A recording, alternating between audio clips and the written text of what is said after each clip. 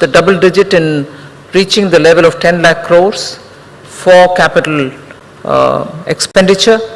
And in that, since the last 2 years, we have been giving a significant portion of the capital expenditure outlay to the states as well. So if 2 years ago the states had a share, that share is now increased to 1,30,000 crores. So states which so desperately need to build their capital assets, particularly in terms of bringing connectivity, will have an opportunity to have interest-free 50-year loan given by the center. And I'm sure Orissa will also benefit from this item head, which they can effectively use for bringing better capital assets for themselves. Other than this, which is the main focus, the budget clearly makes several attempts to bring in inclusion so that no section of our society is left behind. I know Orissa again has a large SAST population and tribal population as well, for whom particular assistance have also been extended through the primitive, most primitive tribes, wherein we want to reach total saturation in terms of all the schemes which have been launched, whether it is the Awas Yojana, Nal Se Jal, Har Ghar Jal, or even the LED bulbs, or the wellness centers, and so on. So even if the primitive tribes are getting assistance through the tribal allocations, ministries allocations, this special gesture during this budget for reaching saturation for the primitive groups will benefit Orissa as much as it will benefit the neighboring Jharkhand as well. So saturation is now the key word in the name of inclusion, whether you're making sure that all eligible people from the backward or the scheduled tribes and other eligible citizens get every fundamental benefits that the budgets have been focusing since 2014, will get it, so that if once the saturation is achieved, we are very clear that they will be empowered enough to take care of what they want for themselves and their families. If inclusion through saturation is being aimed at, and also developing MSMEs is another basic focus that we've had, very many regulations or rules, very many conditions which applied for the MSMEs in doing business since the Atmanirbhar announcements of 2020 have been clearly addressing each one of these concerns to reduce the compliance burden, to be defined better, enhance definition, and also coverage for credit from banks. Also the ease of doing business from the point of view of keeping records, maintaining records, and so on.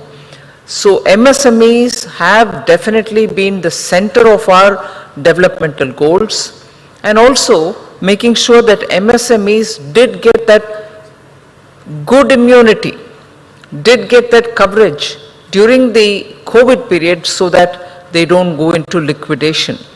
And in this budget as well, for any failure to attend to services or goods as per contracts signed with the government, if there has been a failure in completing the service as is agreed in the contract, MSMEs have been given almost 95% waiver in that their guarantees will not be included or invoked. And that would give them a relief even if they had failed to fulfill the contract as signed with, let us say, the government or government agencies in the union government's case. So only 5% would be retained, and the rest 95 of the securities which they've given will all be released. Other than that, I think a major problem which the MSMEs face is delayed payments from people, whether it's government or the private sector companies, for services rendered, for goods supplied. Normal period is about 45 days, then it was tolerated, saying 90 days, if within that 90 days you're able to do it, it's fine. But in spite of declaring the dues, the servicing of MSMEs or due payments which have to reach the MSMEs were not being done in time. So after several nudging of those private sector companies and also the government departments more than nudging happened, and therefore they did clear majority of the dues. But the private sector which are listed, who even put it to the MCA records that they have dues for the MSMEs, were not even clearing it up. So there was this one little step which has been taken, wherein a company which doesn't clear the bill for the MSME, in that year it cannot also claim offsets for those payments made.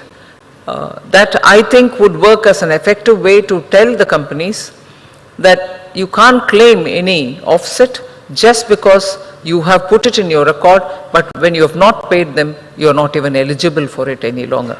So I think this step would actually mean a big difference for the MSMEs. So where they were very scared to even voice the delay and demand payments, government has come that forward, that much forward, to make sure even by regulation we are telling the large companies, inclusive of government companies, to keep the payment well within the due time. If capital expenditure, inclusion, focus on particular tribes or segments which have not been reached. We are also looking at geographical coverages, wherein all of you are aware that 114 districts had been covered through the aspirational districts. The aspirational districts were not a separate program, but it was a separately monitored attempt to make sure that all the existing schemes reach those backward regions, backward districts in any state for that matter, even if it is a developed state. Now, going further down below the district level, 500 blocks have been identified where saturation will be attempted at the block level. So the entire attempt is, since 2014, Prime Minister Modi has been focusing on including all citizens of this country through one or the other program, so that they also come at par on basic amenities and fundamental infrastructure that they should have. Now, since 14, if we are doing this, and even now if there are pockets within this country which doesn't have that kind of a comfort of having had the fundamental infrastructure reaching them, this 500 blocks that has been selected, through that when monitoring happens, if hospitals have come there, wellness centers have reached, roads are there, electricity is reaching them, is the internet facility reaching them. So by each one of these measures, when you're aiming to reach every citizen, from the top down, you're going down to the last layers of administration, we can ensure that actual inclusion takes place. So that is the emphasis given in this budget through the blocks. Since the last budget, again on education, you've seen a good considerable allotment being made. More than 1 lakh crores have been given for education from the center, while education is a center plus state subject. So each state would do their own, plus the center itself has given this 1 lakh crore. And this year that has gone up as well. So education gets its priority, as much as skilling and upskilling for our youth. Skilling and upskilling, and also in this budget a special mention is made for skilling our workers even on Industry 4.0 requirements, which means they'll have to be readied for artificial intelligence, they have to be readied for being trained for, thank you, being trained for dealing with data, deep data, using robotics, and so on. And a point which I've been repeatedly saying since after presenting the budget is, industry wants to expand. They're already going in that route. You find that many of these, this morning too, I saw one of the steel manufacturer has gone to Jammu and Kashmir, and they've started, they are laying the foundation for building one of the factories there in J&K. But all of them are also challenged because their products which get exported are measured by the green measuring yard. If steel which goes from India is not going to be green, nobody is going to import, or they levy huge barriers, which are non-tariff barriers. So every industry, even on the verge of wanting to expand and invest to expand, are now compelled to bring in technology to ensure that their production is going to be green compliant.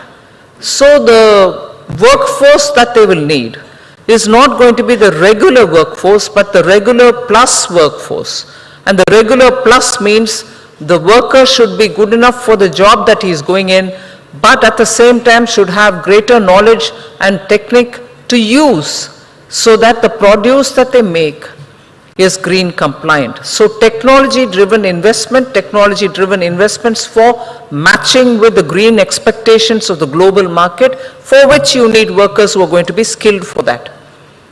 That's exactly what's the special mention in the budget, where we are saying workers will be trained for meeting the challenges and the expectation of industry 4.0. So that emphasis is also given.